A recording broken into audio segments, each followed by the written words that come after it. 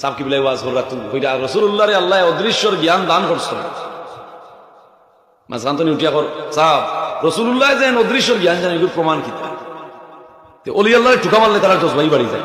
সাবে সুকুজিয়া হইলা আর রাসূলুল্লাহ অদৃশ্যর খবর জানেন ওগুলো তুমি প্রমাণ চাই যায় আমি মুলতলিয়ে যদি কই ও বাড়ির বিল্ডিং কর তোর ফাউন্ডেশন মাটি গেছে তিবু গুফর নাই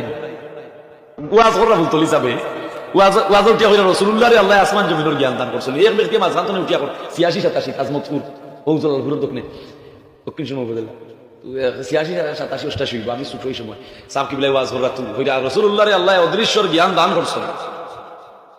মাঝখান তো উঠিয়া কর সাহেব রাসূলুল্লাহ যে অদৃশ্যর জ্ঞান জানেন এগুলো প্রমাণ কি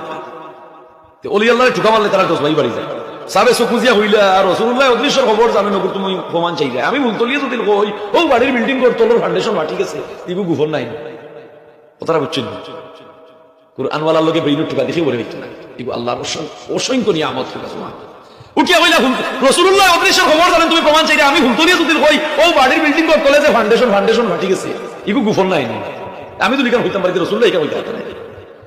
বাড়ির মালিকে বাদর দিন ক্ষুধা আরম্ভ করছে ক্ষুদিয়া দেখে আসাও তার বিল্ডিং করে চলে ফাউন্ডেশন ও মাথা থাকবে ও মাথা ফাটা আর 2-3 মাস গেলে কি বিল্ডিং জড়িয়ে পড়ে গেল